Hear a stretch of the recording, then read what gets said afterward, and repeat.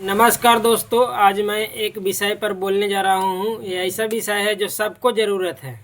नौकरी पेशा का हो, स्टूडेंट हो, व्यापारी हो, कोई भी हो, आम इंसान के लिए भी एक ये विषय है। आज के डेट में पैसा को कैसे मैनेज किया जाए, इस विषय पर आज बात करेंगे। दोस्तों, आज के समय में सिर्फ नोट या आज के समय में पैसा सिर्फ नोट और सिक्कों नहीं है। इसको लोग बहुत पहले मान लेते थे कि ये एक तो पैसा है, हाथ का मैल है, लेकिन आज के समय में ऐसा नहीं है। पैसा को कमाना सबको जानता है मिला जुला के, लेकिन पैसा कैसे बचाना है वो सब कोई नहीं जानता है। चलिए आज हम इस पर 6 तरह का बात करेंगे, कैसे पैसा को खर्चा करना चाहिए, कैसे मैनेज करना चाहिए। पहला स्टेप बताएंगे। अब अपना आमदनी और खर्चा को समझिए। पहले ये समझिए कि मेरा पैसा कहाँ खर्च हो रहा है। पहले लेखा जोखा रखिए, कितना पैसा हम कमा रहे हैं, कितना खर्च कर रहे हैं। खर्च कर रहे हैं तो कहाँ कर रहे हैं, इसको पहले ध्यान में रखिए। इससे क्या पता चलेगा कि खर्चा गलत कहाँ कहाँ हो रहा है और सही कहाँ कहाँ हो रहा है। पहला सिद्धांत यही है, पैसा का हिसाब किताब रखना। हिसाब किताब नहीं रखिएगा तो नहीं समझ में आएगा पैसा कहाँ खर्चा हो रहा है या नहीं हो रहा है। सो दूसरा सिद्धांत है, फिजूल खर्ची से बचिए।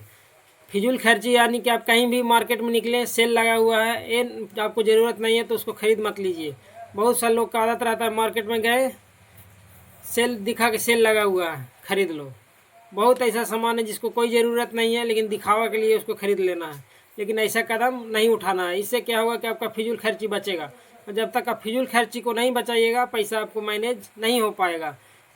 फालतू का खर्च से बचना है। इसमें याद रखिए, पैसा वहीं खर्च करना चाहिए जहाँ पैसा की ज़रूरत हो, या ये नहीं कि मज़ा हो। मज़ा लेने के लिए पैसा खर्च मत कीजिए। स्मार्ट खर्च वही है जो आपके वर्तमान और भविष्य दोनों को संतुलित करके रखता है। तीसरा सिद्धांत है, बचत का आदत डालिए। बचत का आदत डालने का मतलब है कि जो आप पैसा कमाते हैं उसको में से छोटा सा हिस्सा बचत करने का आदत डालिए। अगर यानी कि अगर जो आप पर डे 50 रुपये भी बचत करते हैं तो साल का आपका 18,000 रुपया बच जाएगा। आपको लगेगा भी नहीं कि हम पैसा जमा कर रहे हैं। 50 रुपया एक दिन का निकालना कोई बहुत बड़ा बात नहीं होता है। अगर आप जमा करना चाहते हैं तो, नहीं जमा करना चाहते हैं तो बहुत बड़ा बात हो जाता है। एक दिन का पैसा अगर जो आप 50 रुपये भी बचाते हैं तो आपको एक साल का 18,000 रुपया बच जाता है। अगर जो आप एक दिन का खर्चा जो कमाते हैं उसमें से 50 रुपये निकाल दीजिएगा इन्वेस्टमेंट के रूप में जमा करने के लिए, तो आपको पता भी नहीं चलेगा, एक साल का 18,000 रुपया भी हो जाएगा भी। इसको में क्या होगा कि आपको अचानक खर्च की ज़रूरत पड़े तो आपका ढाल बन सकता है। कहीं इमरजेंसी पड़ जाए या और कुछ, उसमें आपको ज़रूरत हो सकता है। आप नहीं बचाइएगा तो आपको पैसा भी खर्चा होते जाएगा, पैसा बचेगा भी नहीं। अगर आप 50 रुपये निकाल भी दीजिएगा तो आपको उतना भी कोई मुश्किल नहीं पड़ जाएगा कम एक दिन का खर्चा, एक दिन के कम आमदनी में से। इसलिए एक कहावत याद रखिए, लोग कहते भी थे और भी कहते हैं कि सागर बूंद बूंद से भरती है, एक बार नहीं भरती है। एक बार भरने का चक्कर में रहिएगा तो कभी नहीं भरेगा। चौथा सिद्धांत है, निवेश करना। पैसा आपको बचाने का आदत हो गया, जो पैसा बचाते हैं उसको निवेश करना सीखिए।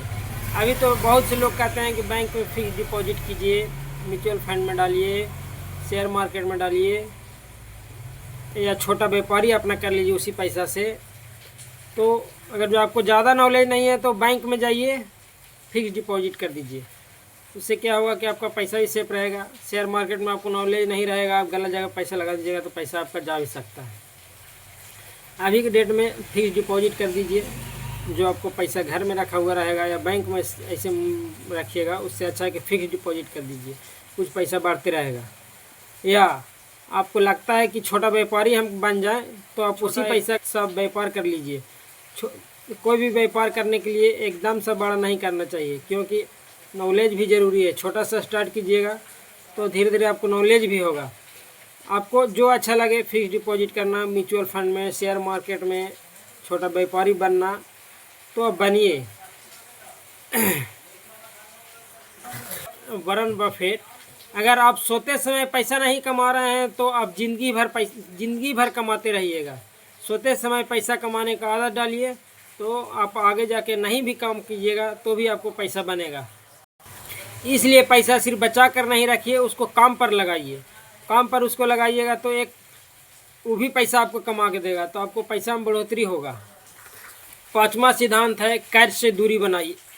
कर्ज हो तो कर्ज की ज़रूरी हो तो ही लीजिए, वरना यह बोझ बन जाता है। अगर आपको कर्ज का ज़रूरत नहीं है तो आप कर्ज लीजिए ही मत, तो आपको बिना मतलब का फालतू का टेंशन हो रहेगा। कर्ज ऐसा एक मिठाई है जो जहर शुरू में मीठा लगता है। कर्ज ऐसा है जैसे मिठाई में जहर, शुरू में मीठा लगता है पर बाद में नुकसान करता है। अगर लेना पड़े तो उसे समय पर चुकाने की योजना भी बनाइए। एक कहावत सुने हैं कि लोग ज़्यादा मिठाई खाते हैं तो उसको क्या हो जाता है, चिनिया की बीमारी। शुरू में तो बहुत मीठा लगता है लेकिन बाद में उसको बहुत जहर की तरह लगता है, फिर उससे दूर भागना पड़ता है।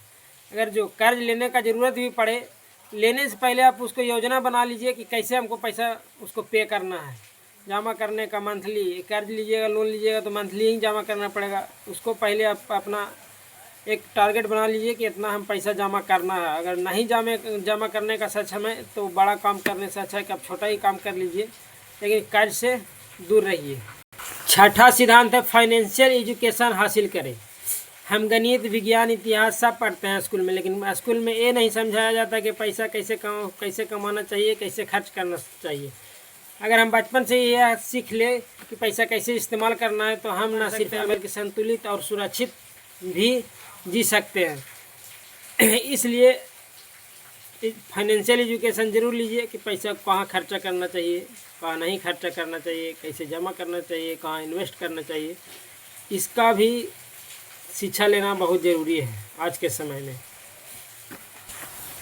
अंत में ये कहना चाहेंगे, पैसा ज़रूरी है लेकिन ज़िंदगी का सब कुछ नहीं।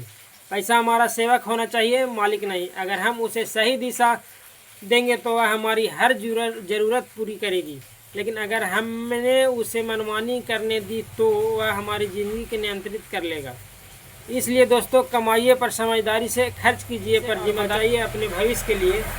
याद रखिए, पैसे की कीमत जानने वाला अमीर नहीं बनता, बल्कि पैसे का सम्मान करने वाला अमीर बनता है। धन्यवाद।